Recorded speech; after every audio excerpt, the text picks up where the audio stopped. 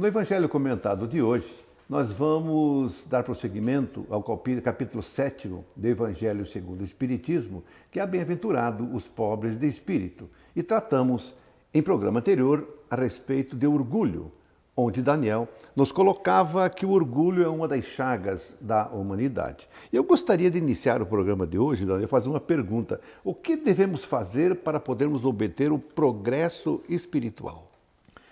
Quando nós falamos de progresso espiritual, nós estamos falando de progresso moral, né?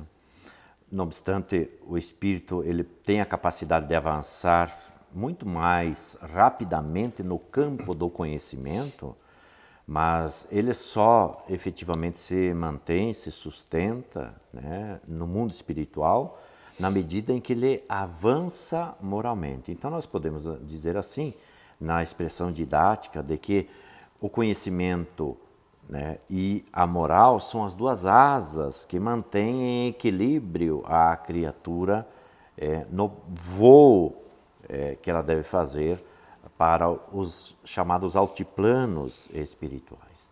Então, na medida em que nós vivenciamos os princípios ensinados por Jesus, nós vamos Tendo o sentimento, né, Daniel, daquela ação. Né? Exatamente, né? Nós vamos estabelecendo e ampliando conceitos, né, na nossa intimidade que vão se expandindo. O conhecimento é, sem dúvida nenhuma, aquele que está mais acessível para nós. E observamos hoje, particularmente no planeta Terra, esse avanço notável do conhecimento, né? Nós hoje temos um cabedal de conhecimento à nossa disposição, nunca imaginado, e que provavelmente nos últimos 100 anos nós desenvolvemos conhecimento para o resto dos 4 bilhões de anos, que é a idade do planeta Terra, entre 4,5 a 6 bilhões de anos. Então, nós temos um quantitativo de conhecimento muito grande. Muito grande, né? Mas, moralmente, esse processo é mais vagaroso. Os espíritos dizem que a moral, ela segue o conhecimento, né? Não de imediato, porque ela vem meio que a reboque, ela vem atrás. Porque para mexermos nos conteúdos de ordem moral, esse é um processo mais complexo, né? Um processo mais demorado no sentido de inserirmos esses princípios na nossa intimidade. Esse conhecimento, não te cortando, Daniel, eles não ficam, assim, para nós hoje, mais no sentido teórico, praticamente, das coisas? Mas veja, a teoria levada à prática, ela se confirma, né? Na medida em que nós nos apropriamos, por exemplo, dos ensinos de Jesus, né, inicialmente nós sobre eles teorizamos. Mas pouco a pouco a gente vai interiorizando o processo, né? Nós vamos percebendo que a vivência do ensino, né, do ensino no sentido maior, né, faz sentido para nós, né? Então, é a mesma coisa que a matemática, por exemplo, né? Às vezes a gente aprende literalmente, mas quando a gente vai para a aplicação, nós entendemos que faz sentido aquilo lá, né? Então, primeiro a gente se apropria de um certo conteúdo teórico para depois exercitar na prática. Nós estamos ouvindo falar do amor há séculos, há milênios. Mas não é porque ouvimos que já temos capacidade imediata de colocá-lo em prática. Mas a gente, pelas experiências, vai compreendendo que esse ensino faz sentido para nós. Então, em resumo, na medida em que nós mais praticamos, né, as virtudes, né, o ensino apresentado por Jesus, nós vamos estabelecendo uma matriz diferente na nossa intimidade. Então é isso que vai fazendo com que o conhecimento ele se solidifique a partir das nossas experiências práticas. E é isso que caracteriza o espírito no processo vivencial, né? É isso que vai fazendo com que ele melhore. Daniel, por que não deve o homem ele se envaidecer dos seus conhecimentos que adquire no dia a dia? Essa é uma questão bastante ampla, sabe, Valdecir? Primeiro, porque o conhecimento para ele ser exercitado, ele depende fundamentalmente das nossas condições fisiológicas, inclusive, né? Porque na medida em que nós povoamos o nosso cérebro, né, e é ali que está, digamos assim, todo o mecanismo, o órgão que é capaz de exteriorizar o conhecimento, por qualquer razão de afetação deste órgão, o conhecimento ele pode ser impedido, inclusive, de se manifestar. O codificador trabalha esse tema, e nós o tratamos aqui com absoluta responsabilidade, quando ele fala da idiotia e da loucura, né? Que são dois elementos impeditivos da manifestação dos conteúdos que o espírito, portanto, anterior ao processo reencarnatório, tenha condições de manifestar-se nessa estrutura corporal presente, né? Observamos, por exemplo, aquele notável cientista americano, Steve Hawking, né, que possivelmente é tido como um dos cérebros mais inteligentes, né, encarnados no planeta, dada a sua vasta possibilidade que trouxe em termos de experimentos, né? Veja a dificuldade que ele tem, sob o ponto de vista fisiológico, de manifestar o seu próprio conhecimento, que deve ser de um conteúdo generoso, adquirido em situações anteriores. Então, a criatura, no campo do egoísmo, ela jamais deve envaidecer-se pela quantidade do conhecimento que ela possui, porque a qualquer momento pode ser retirado, ou suspenso, né? Porque as nossas faculdades fisiológicas, né, e o conhecimento, elas é uma dessas possibilidades, não que o espírito perca as suas conquistas, mas, do ponto de vista fisiológico, a qualquer momento nós podemos suspender. Há doenças muito conhecidas hoje e que a medicina tem trabalhado exaustivamente para trazer medicações no sentido de debelar ou, pelo menos, evitar o avanço delas, por exemplo, o próprio Alzheimer, né? Ou o Parkinson, que são enfermidades que podem devastar terrivelmente, né, o equipamento cerebral. Então, a qualquer momento, a criatura pode ser retirada da possibilidade de manifestar o seu conhecimento. Como se for um freio, talvez. Perfeitamente.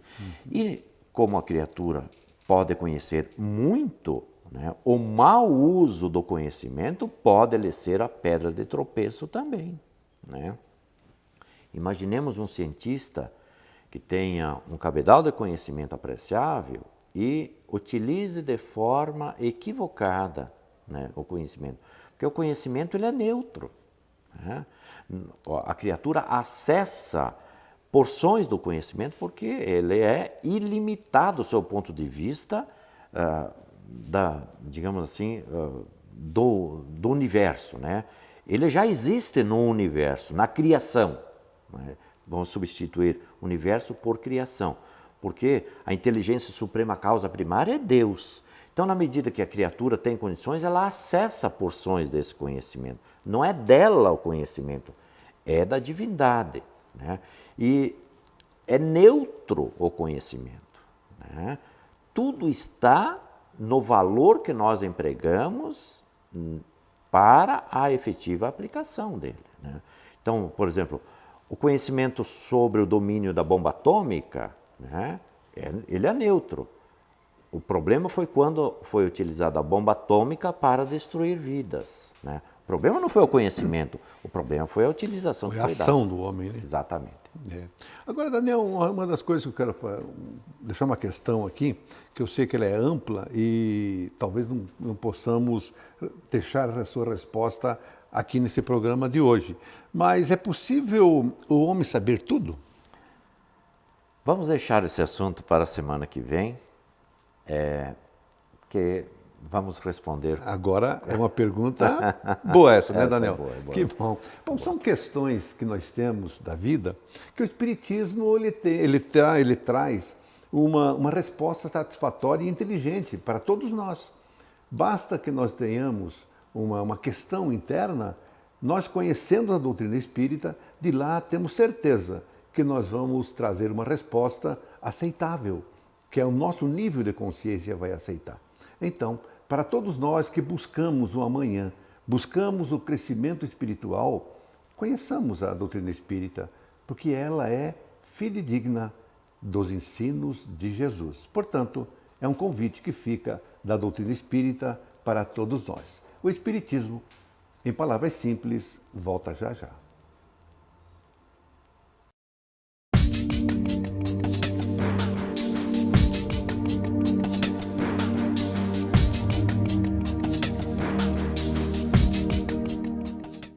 Olá amigos, este é o quadro A Vida em Pauta.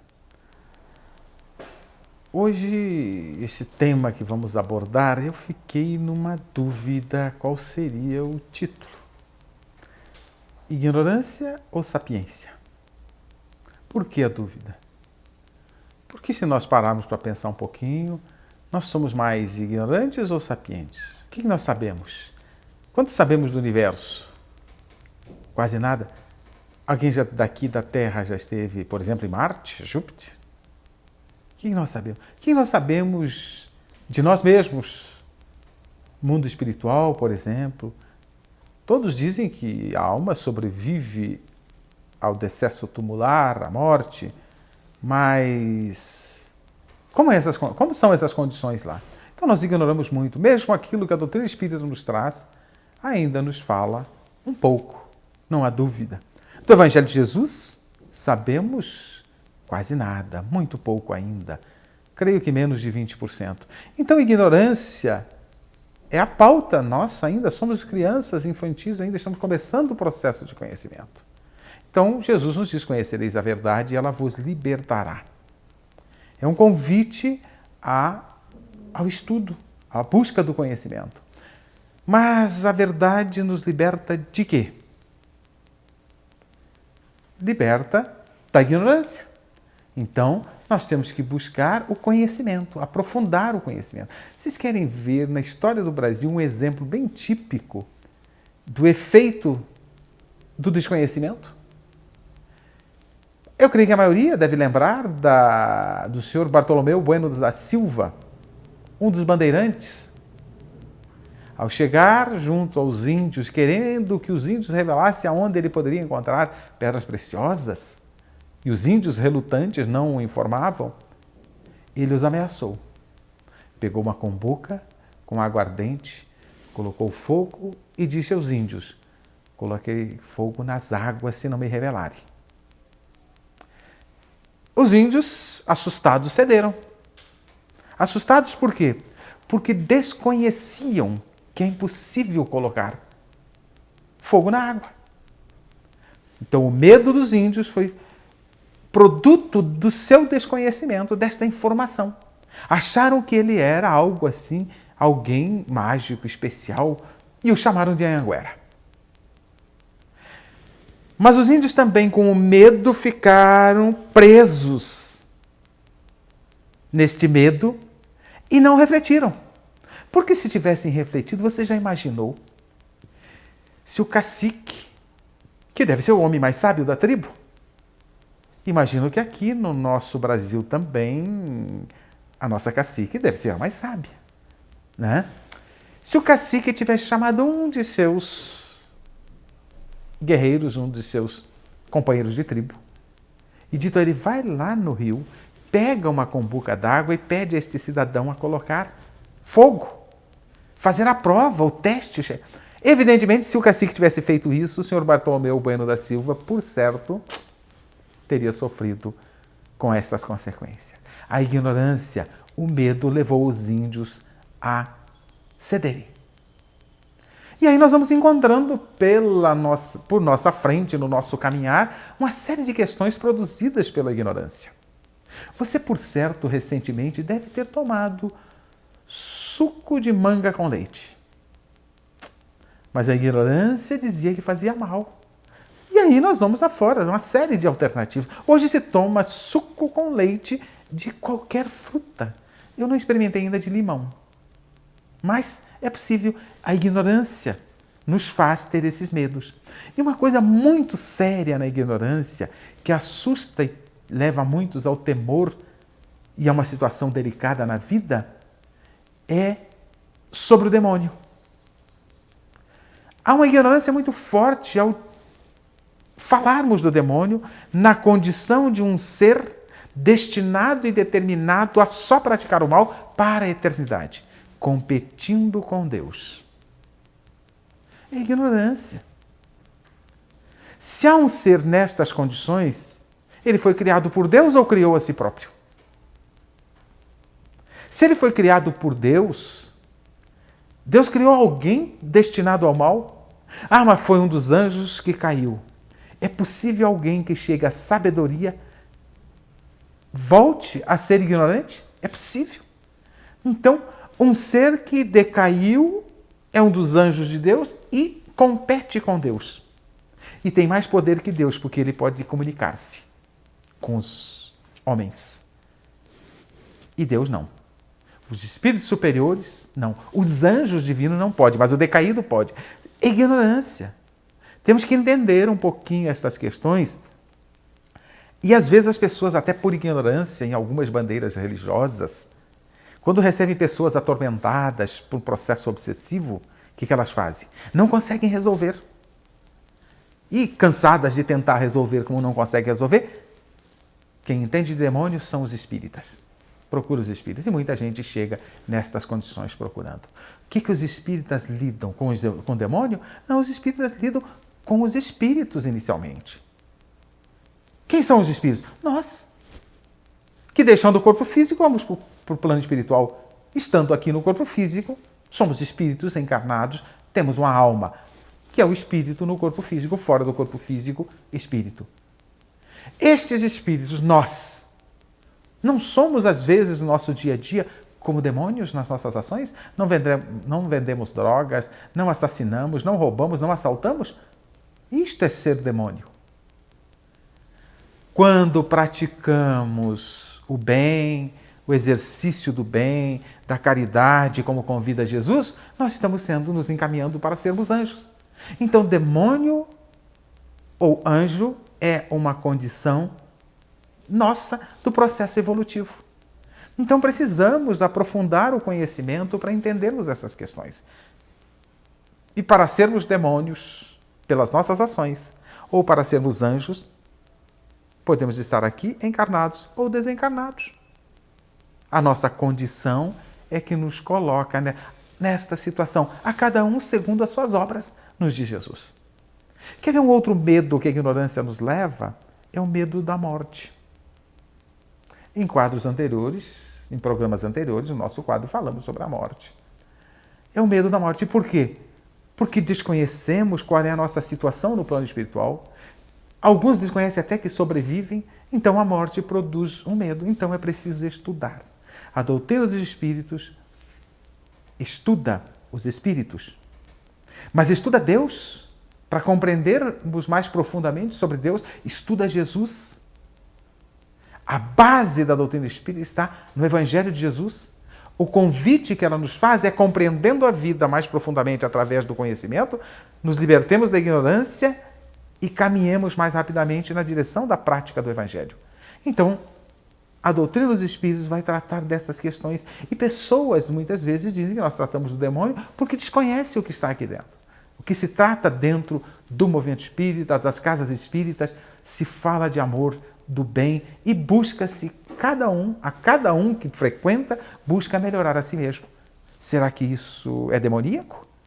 Temos que buscar, estudar. E quando falarmos de alguma coisa, falemos com conhecimento de causa, porque muita gente fala sem conhecer. Então, se você quer conhecer um pouquinho, quer falar da doutrina espírita, conheça a doutrina espírita, estude a doutrina espírita, aí você pode falar com propriedade. Pode até ser contra, não tem problema, mas seja contra com conhecimento. Se liberte da ignorância. Libertar-nos da ignorância, libertar-nos dos medos. Então é preciso estudar. E se você não sabe, caro telespectador, todas as casas espíritas possuem grupos de estudos. para estudar a doutrina espírita, para estudar Deus, para estudar o Evangelho de Jesus. Portanto, um convite, se você quiser conhecer a doutrina espírita, pegue uma obra espírita, ou então vá a uma casa espírita e veja o que acontece lá, o que se estuda lá, buscando com que nós venhamos a nos libertar da ignorância. Esse é o objetivo. E temos aí mais de 3.000 obras espíritas, verdadeiramente espírita, para contribuir nesta situação. Todas as casas espíritas, além de grupos de estudo, têm livrarias para venda de livros espíritas e bibliotecas para empréstimo. Então, estudemos para sairmos da ignorância, para deixarmos de sermos os índios do senhor Bartolomeu ou do senhor intitulado Anhanguera. Continue assistindo o nosso programa Espiritismo em Palavras Simples. E agora, para sua facilidade, sua comodidade, ele está disponível no YouTube. Aí você pode assistir a qualquer hora.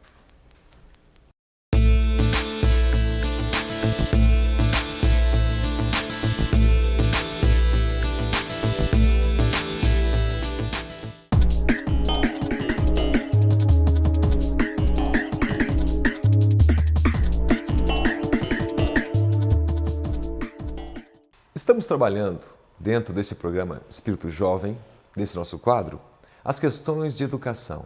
Falamos há pouco, na verdade, no bloco anterior, sobre a evolução do ser humano. Ao longo dos 100.000 anos, a prova histórica de que nós fatalmente evoluímos enquanto sociedade. Apesar de que possa parecer para alguns, ao ver os noticiários modernos, na hora do almoço, na hora da janta, e as notícias de violência aqui e acolá, dá-nos a impressão de que o mundo está cada vez pior. Isso não é verdade, isso não é fato. Há pouco mais de 100 anos atrás, as mulheres sequer votavam em diversos países. Há pouco mais de 70 anos atrás, as mulheres não tinham espaço, não eram ouvidas. Havia o duelo, Se alguém se sentisse desonrado, marcava-se um duelo em praça pública, isso há 100 e poucos anos atrás. As guerras ferozes. Hoje, encontramos pontualmente aqui e acolá diversas situações de guerra, mas a humanidade já não permite mais as hecatombes, as situações mundiais, onde a humanidade fica entre a cruz e a espada no sentido de entre a sua sobrevivência, existência ou não. Todos nós temos agora um sentimento de ajuda. Veja só, quando acontece uma enchente em algum estado, seja no Brasil, seja em outro local, outra região do mundo, as pessoas se cotizam quase que instantaneamente, instintivamente, para ajudar. A ajuda, a cooperação é do instinto humano. Está em nós, é uma lei de Deus que está na nossa consciência, conforme a questão 621 de O Livro dos Espíritos, que diz: aonde está escrita a lei de Deus? E a resposta é a segunda resposta mais curta de todo o Livro dos Espíritos, que é na consciência. A outra pergunta que é diretamente respondida é a 625. Quem serve? Qual é o modelo e guia da humanidade? E a resposta: Jesus. Jesus é o modelo e guia da humanidade, de nós espíritas, dos cristãos e de todos os espíritos, quer aceitem por enquanto, quer não.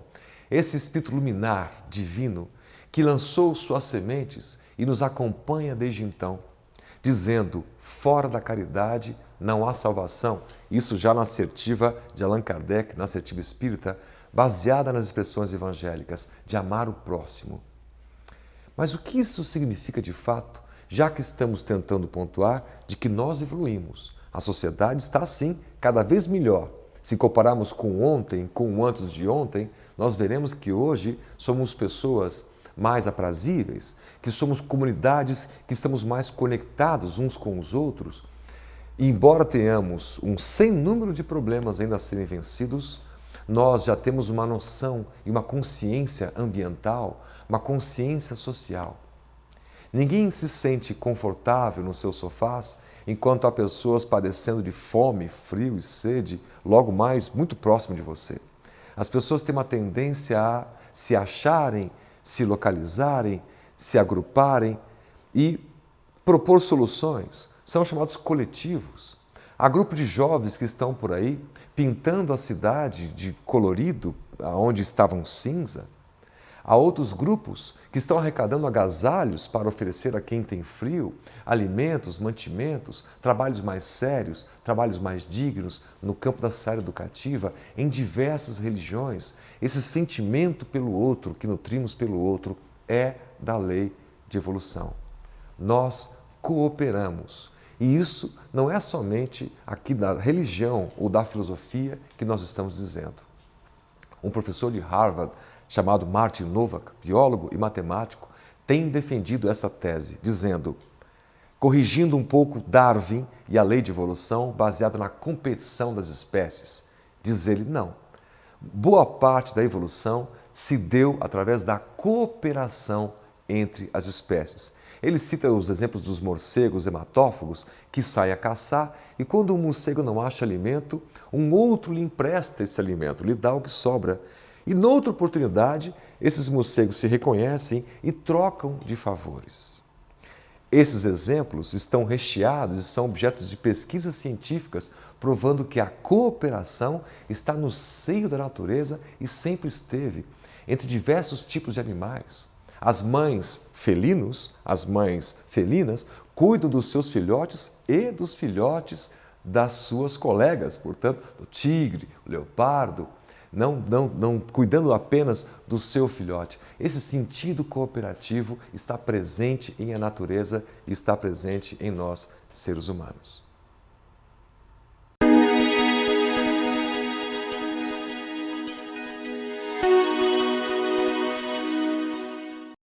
Amigos, irmãos, Jesus nos abençoe sempre. Nós estamos construindo um pensamento dentro do Evangelho segundo o Espiritismo, mostrando aos companheiros que o Evangelho, a doutrina espírita, trazendo, desvendando, desvelando este Evangelho, mais esmiuçado para nós compreendermos a parte que nos toca, principalmente nas conquistas das virtudes. E hoje nós vamos conversar sobre uma fala do Espírito Emmanuel, através da psicografia de Francisco Cândido Xavier, quando ele faz a sua interpretação do Evangelho de Mateus com a citação de Jesus sobre amarmos os nossos inimigos. Nós gostaríamos de começar com uma reflexão de que toda aquisição que carecemos aqui na Terra, enquanto estamos aqui na Terra, ela tem uma equivalência no seu preço justo. Se nós queremos, por exemplo, adquirir cultura, adquirir conhecimento, nós precisamos adquirir livros, não é? Se nós necessitamos de divertimento, nós compramos, nós fazemos a permuta pelos ingressos do teatro, do cinema, dos parques, né? Pelas viagens e assim por diante. Nós somos então devedores das escolas, dos armazéns, das farmácias que nos cedem, que nos fazemos a permuta para o medicamento, o comprimido, a dor de cabeça. De ordinário, em todas as nossas necessidades, nos recursos de alimentação e de vestimenta, nós precisamos dos nossos esforços, do suor, do nosso trabalho, né? Da nossa renúncia, da nossa dedicação, da nossa paciência. Renúncia, sim, que muitas vezes nós temos que nos adaptar aos ambientes, às necessidades, fazer aquela permuta do dever que nos cabe elaborar para que tenhamos então o recurso do pão de cada dia. E cada instrutor em si, se nós tomássemos por uma metáfora esse pensamento, ele carece de um valor justo para que nós possamos então ter a experiência do conhecimento da vida, do cotidiano. Porque tudo caminha em torno de experiências e aprendizado, em todos os campos. Falávamos também que, por exemplo, naquilo que nós desejamos conquistar virtudes, nós temos que nos empenhar em fazer o melhor de tudo aquilo que fazemos e tirar daí a ideia de que tudo deveremos fazer promovendo o bem. E assim, então, nós vamos sendo honrados, pessoas de bens, né? Nós vamos tendo as questões morais, a ética, dirigindo as nossas vidas, a nossa conduta e fazendo assim com que o nosso progresso, que adquirimos desta forma virtudes. No entanto, nós gostaríamos de refletir aqui sobre a proposta do nosso irmão espiritual Emmanuel, quando se propôs a trabalhar essa ideia conosco nas questões de adquirir essas virtudes. Há um professor que nos ensina a custo zero, digamos assim.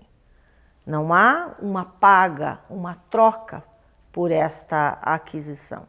Nos ensina a tolerância, nos ensina a compreensão, nos ensina a compaixão, nos ensina a paciência, nos ensina o perdão. Esses professores gratuitos que nos educam na vida e nos fazem trabalhar essas virtudes, que deixam-nos a descoberto, que podemos trabalhar o autoconhecimento, nos ver, buscar o entendimento de como é o nosso comportamento mediante certas situações. Esses professores gratuitos são os nossos adversários. Pois é, eles nos ensinam. Diferentemente, muitas vezes, daquelas pessoas que nos compreendem ou que se esforçam por nos compreender porque têm amorosidade, fraternidade e simpatia para conosco, o outro que chamamos de adversário muitas vezes não faz esse movimento da alma, não nos compreende e nós não o compreendemos. No entanto, ele trabalha conosco de uma maneira diferente. O nosso amigo, ele é mais velado, mais cuidadoso na sua fala para conosco, às vezes justificando uma nossa atitude má, ruim, um mau hábito que temos, às vezes encobrindo este mau hábito, mas o adversário não. Ele nos põe frente a frente conosco mesmo, ele nos descobre, ele nos deixa a descoberto, por assim dizer. Porque ele aponta para nós exatamente as nossas falhas, as nossas faltas. E aí é uma grande oportunidade, vamos retomar a nossa fala, para que possamos compreender bem e refletir sobre isso. É uma grande oportunidade de aprendizado, porque ele nos ensina e faz com que nós, com a lucidez do Evangelho em nossas vidas, insistamos no bem e não no mal. Insistamos em fazer, em promover o bem e não retribuir o mal com o mal. Ele nos deixa ver as nossas faltas, faz com que sejamos mais vigilantes conosco mesmo à distância, muitas vezes com a sua força mental, com o seu pensamento que nos dirige, nos faz pensar e meditar sobre a nossa postura. E aí então Jesus nos asseverou: amor aos nossos inimigos. Esse educador tão primoroso em nossas vidas, que nos ajuda a crescer e a perseverar, principalmente porque precisamos aprender a compreender e a amar. Continue assistindo o Espiritismo em Palavras Simples, nos seus variados quadros. Hoje contamos com o canal do YouTube para nós podermos ver o horário que pretendemos, que possamos nos ajustar. E é sempre uma opção maravilhosa, são vários quadros. Esse quadro que estamos aqui conversando com os amigos chama-se O Consolador. Temos vários amigos que trazem assuntos extremamente importantes. Muito obrigado pela sua audiência e por estar conosco.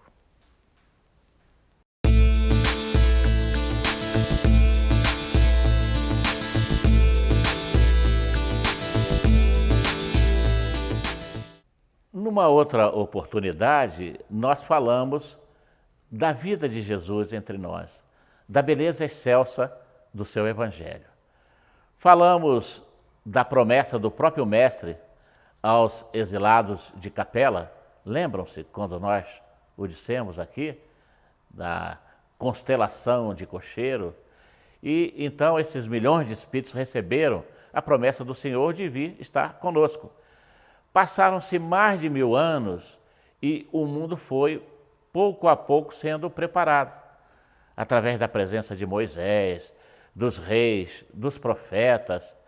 E quando chegou o momento apropriado, lembram-se, nós falamos da Pax Romana, que foi um período que os historiadores ainda hoje lembram, sem saber explicar o porquê desse período extraordinário de progresso, como nunca houve antes nem houve depois, que eles chamam de Pax Romana. Lembramos, muito conforto se adquiriu naquele período, milhões de toneladas de grãos foram produzidos e a mesa da alimentação se fez farta para a alegria das famílias daquele período.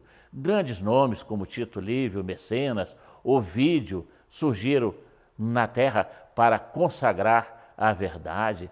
3 milhões de escravos sossegaram, deixaram de se revoltar, mansões foram construídas, casas populares, termas, jardins, templos, teatros, enfim, houve um progresso muito grande, a fim de que Jesus pudesse nos trazer a sua lição de imortalidade.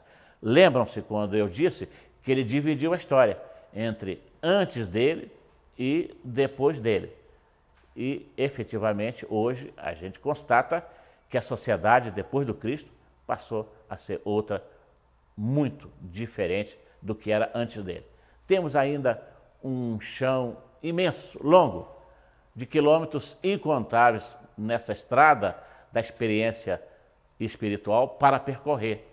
Mas Jesus nos trouxe o mapa, nos trouxe o roteiro para uma caminhada segura, que certamente far-se-á através dos séculos, se não, quem sabe, através dos milênios, para que a gente possa construir aqui o planeta de regeneração e, posteriormente, o planeta de amor que todos nós ambicionamos. E foi graças a essa mensagem extraordinária que Jesus nos trouxe que converteu muitos corações, como nós vemos hoje e já naquele período. Lembram-se do apóstolo Paulo, aquele jovem notável que abandonou uma fortuna imensa. Seu pai, Isaac, era multimilionário e ele largou uma posição de sucesso no Sinédrio para se fazer um homem simples, quase que um mendigo, e durante 30 anos saiu a pregar os evangelhos, ou mais apropriadamente, o evangelho de Jesus, trabalhando por conta própria, carregando um tiar nas costas para não ser pesado a quem quer que seja, e deixou-nos as epístolas, que são uma complementação luminosa do evangelho. Nós vimos Maria Madalena, que segundo Humberto de Campos caminhava sobre as rosas rubras do pecado, e que quando conheceu Jesus, arrependida, modificou-se, deixou de pisar sobre rosas para pisar sobre os espinhos de suas próprias necessidades e recuperar-se ao longo de dezenas de anos, dando exemplos magníficos de amor aos leprosos daquele período. Nós vimos Estevão, um jovenzinho, ainda muito jovem, não chegava a ser um adulto, quase imberbe, que grande médium, inspirado pelos espíritos, como diz Lucas em Atos, proclamava a verdade dos céus, e foi por essa razão que ele foi, inclusive, apedrejado. Vimos Joana de Cussa dando um testemunho extraordinário, mesmo sendo queimada, respondendo ao carrasco: não só Jesus me ensinou a te amar, ele me ensinou também a morrer com dignidade. E ela morreu com dignidade, amando o carrasco.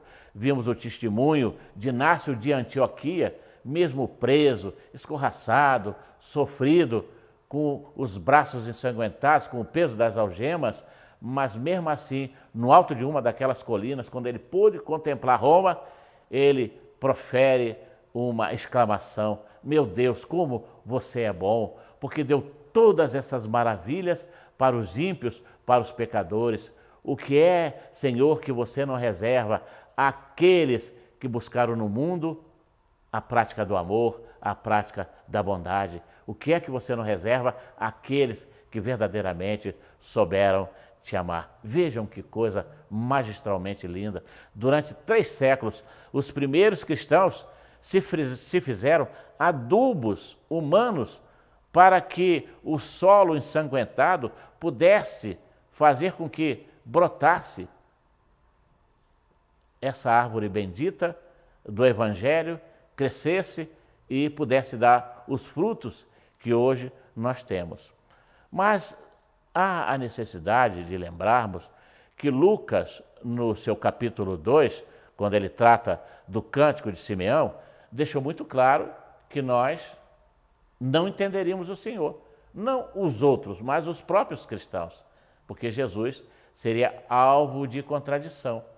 Para corroborar esse raciocínio, o apóstolo João, depois evangelista, que nos trouxe também algumas epístolas, nos fala claramente, na sua mediunidade, que naquele tempo as falanges espirituais do mal, as falanges das trevas, as máfias desencarnadas atuariam contra o pensamento do Senhor. Ele chama essas quadrilhas organizadas das trevas, do crime, de falange do anticristo, que atuavam naquele período e que atuariam ao longo de todos os séculos, chegando aos nossos dias. Nós estamos vendo isso aí perfeitamente bem, a história nos mostra. Já no ano de 35 começaram as perseguições lá na Judéia distante. Essas perseguições depois se estenderam para o Império Romano a partir do ano de 58. No período da libertação, os cristãos deixaram de ser perseguidos, graças aos atos do imperador Constantino, mas muitos dogmas começaram a surgir, confundindo a cabeça da sociedade naquele período. Os chamados dogmas de imposição psicológica. Graças a essa degradação, a essas contradições, é que mais tarde surgiram as cruzadas, as chamadas guerras santas. Durante quase 2 séculos, de 1096 a 1291, houve um derramamento de sangue inexplicável em nome de Deus e em nome de Jesus, que são, como nós sabemos, as expressões maiores do nosso conhecimento humano de bondade, de amor, de tolerância, de tudo que de bom a gente possa imaginar. Foi graças a esses absurdos, meus irmãos, que os homens começaram, os que pensam, a se revoltar. Houve um processo de negação do próprio Deus, do próprio Cristo. Como se entender tantas misérias em nome deles? Foi por isso que surgiu a Revolução Francesa, que passou a debochar da religião dominante, inclusive serviu de bonde histórico para que Karl Marx o pegasse e trouxesse o Manifesto Comunista em 1848, reprochando, condenando o processo religioso, dizendo que não só Deus, como Cristo e as religiões, eram o tóxico do povo, o ópio do povo, como muito bem ele se referiu naquele período. Friedrich Nietzsche, o grande filósofo alemão, indo nessa mesma linha de raciocínio, pegando o mesmo bonde da história que Karl Marx, e vem e nos fala, na sua obra Assim Falou Zaratustra, que Deus está definitivamente morto. Bertrand de Russell, que foi prêmio Nobel da Paz, quando escreveu a sua obra Por que Não Sou Cristão, o que é que ele nos diz? Que as religiões não são só ruins, prejudiciais, elas são inúteis, elas deveriam acabar. E hoje nós temos um filósofo francês, entre nós, ainda vivo, que nos trouxe o livro Tratado da Teologia, onde ele também nega, como esses filósofos, totalmente a existência de Deus, do Cristo, e mostra, dentro das suas concepções, a desnecessidade das religiões. Aí a gente vê a importância do surgimento do Espiritismo entre nós, que recuperou a reencarnação, a comunicação com os mortos, nos explica por que nós estamos evoluindo, porque somos deuses e tantas outras coisas mais, e deixou-nos 2 grandes mandamentos, recuperando o pensamento do Senhor, que é de amarmos a Deus sobre todas as coisas e ao nosso próximo como nós queremos ser amados.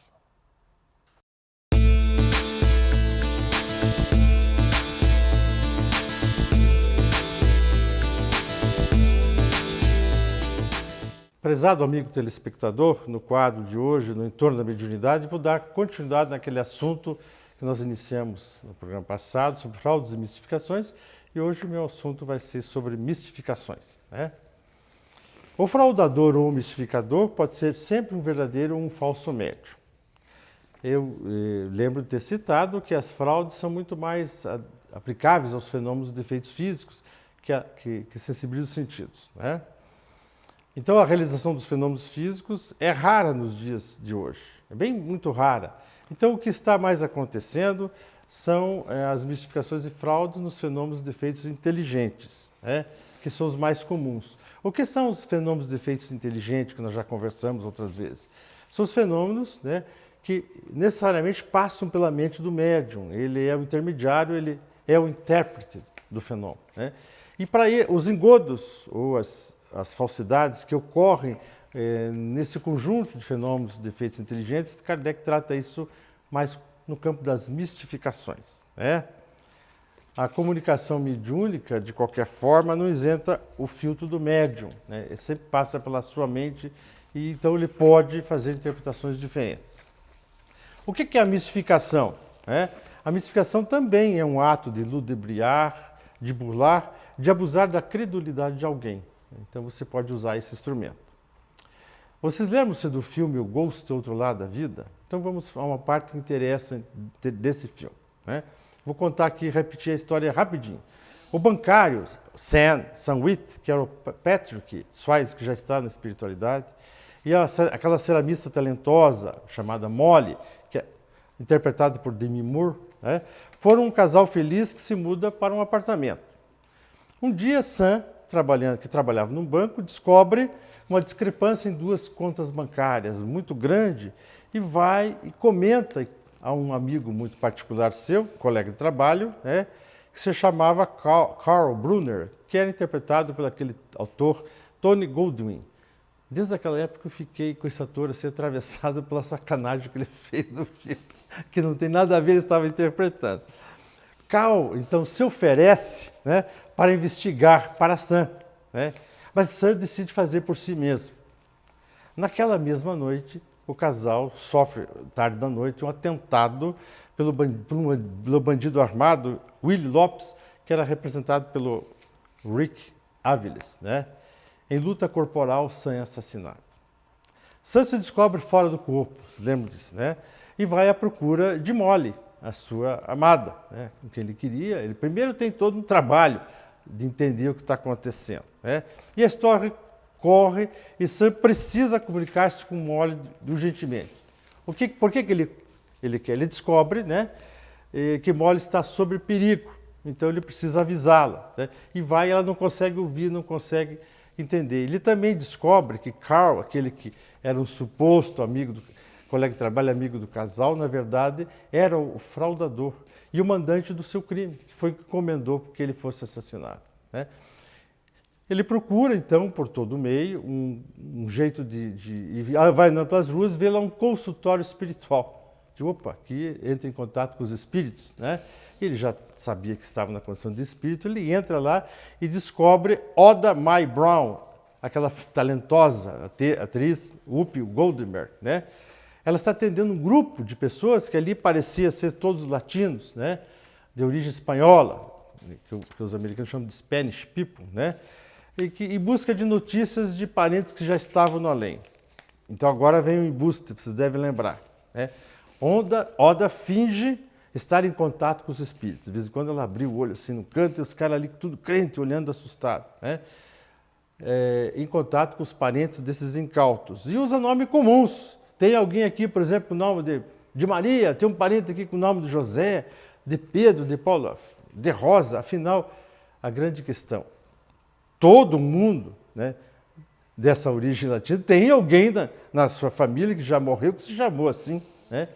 Então, muitas pessoas olham aquilo, sim, eu tenho lá um tio-avô, né? Levanta o dedo entusiasmado. Então, a UPI se aproveita dessa fraqueza sentimental do indivíduo para trazer uma informação que não tem nada a ver. Então, ela era muito esperta, né, para trabalhar no assunto, né?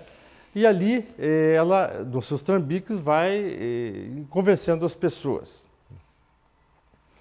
Sam, então, vendo aquilo, se aproxima da Oda e fala com ela. Ela leva um susto, porque no fundo ela nunca tinha ouvido espírito nenhum. Ela leva um susto danado, porque ouve uma voz e não vê ninguém. E o Sam insiste e a persegue e deixa ela bem doida, né? E ela acaba se descobrindo que ela tinha uma mediunidade auditiva que não sabia. E o filme corre, né? Vai correndo, no fundo a intenção do Sam era que ela fosse falar com o Molly, avisar, né? E ali estão todos os atropelos, recomendo rever o filme, que é interessante, né? Mas o filme dá a noção que é muito fácil para quem não tem nobreza de sentimentos enganar os incautos, né? A Oda era uma trambiqueira, de fato, né? Até se descobrir médium, mas no final ela acabou fazendo uma boa ação, porque todo filme, às vezes, assim, esses romances acabam sempre bem. Então, a mistificação consciente de Oda, né, interpretando parentes que não existiam, ela acaba se confundindo com uma fraude. Ela praticamente é uma fraude, que as fraudes são mais comuns nos efeitos de natureza física, mas aqui se caracteriza muito como uma fraude, porque ela não está intermediando ninguém, ela não está falsificando ninguém, apenas simula uma intermediação. Há também a mistificação consciente feita por médiuns de fato. Ela se tornou médium depois, mas enquanto não intermediava ninguém, ela estava mais promovendo uma espécie de fraude, mas também pode ser chamada de mistificação. Por exemplo, o que é uma mistificação consciente? O médium sabe que ele está interpretando, né, entidades que se apresentam com certos nomes que na realidade não são essas pessoas. Então ela tem consciência de que esses que usam dela são impostores, mas ela leva o assunto assim porque passa a ser interessante, porque as pessoas acreditam e assim vai. Então o médico que se presta a esse tipo de mistificação tem baixo valor moral e está se comprometendo com a justiça divina. Ele que não espera que vai ter facilidade lá para diante. Há também a chamada mistificação inconsciente, né, que se dá quando o médium atua sob a influência de espíritos livianos e obsessores, né, e não tem consciência que está sendo intermediando impostores. Ele atua, mas não tem essa consciência de que está intermediando impostores. Mesmo na mistificação inconsciente, é bom lembrar que o médium tem responsabilidade, porque é sempre ele que expressa e que finaliza a comunicação através das ordens que o seu corpo recebe do seu espírito, da sua mente, intermediando alguém. É natural, nós já falamos sobre os casos de obsessão, que às vezes não tem mais controle, né? A mistificação, não é raro que entidades se apresentem com nomes como Dr. Bezerra de Menezes, Emanuel, André Luiz e assim por diante. No Paraná, é comum ter a presença em muitos locais ao mesmo tempo do venerável, do grande humanitário médico de Paranaguá, já desencarnado nos anos 1800, né, em muitas reuniões mediúnicas, Dr. José Leocádio Correia. A grande questão é, será Dr. Leocádio José Correia em todos os casos? Podemos concluir que em muitos casos é ele que até pode se multiplicar rapidamente, porque o tempo é diferente. Em outros, ele pode se fazer representar por companheiros da sua mesma equipe, com finalidades elevadas. E em muitos dos casos são mistificações. Um ponto importante é o seguinte, né?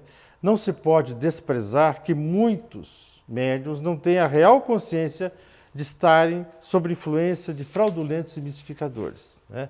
São aqueles processos obsessivos de fascinação e aqueles de muita simplicidade que ignoram a mecânica e os processos da mediunidade.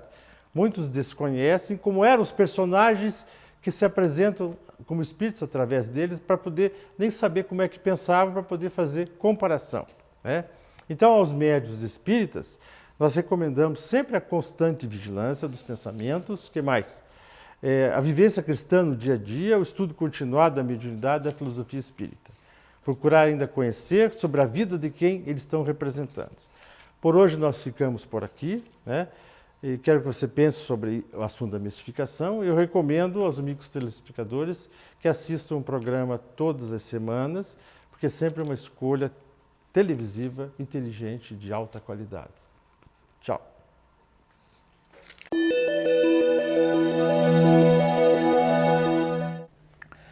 Janete da Mata Celim nos pergunta quais são as maiores causas do sofrimento humano.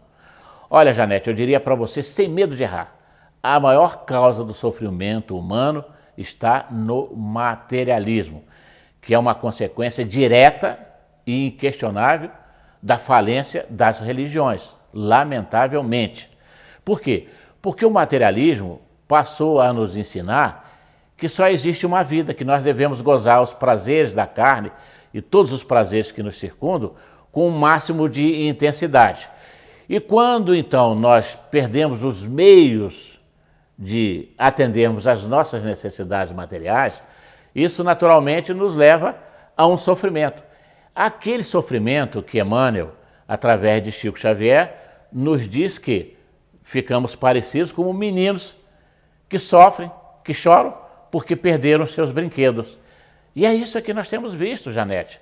O ser humano sofre e chora por coisas miúdas, porque a rigor, se dedicasse mais à sua própria espiritualização, esses sofrimentos desapareceriam. E quando existissem, seriam tão poucos e de tão baixa intensidade que nós administraríamos sem maiores perdas de energia de qualquer natureza. Enfim, o nosso sofrimento está nas raízes do materialismo. Quando a gente se espiritualiza, nós melhoramos os nossos padrões de entendimento e, consequentemente, as nossas dores ou diminuem ou desaparecem. A Federação Espírita do Paraná, localizada na Alameda Cabral 300, traz até você o moderno Teatro da FEP. Inaugurado no ano de 96, na sede administrativa da Federação Espírita do Paraná, o moderno auditório com 434 lugares tem sido palco de inúmeras apresentações.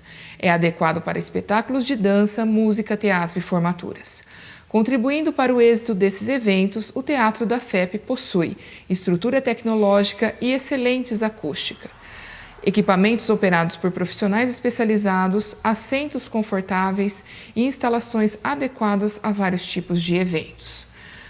Caso tenha interesse, você pode ligar para a Federação Espírita do Paraná no telefone 41 32 23 6174.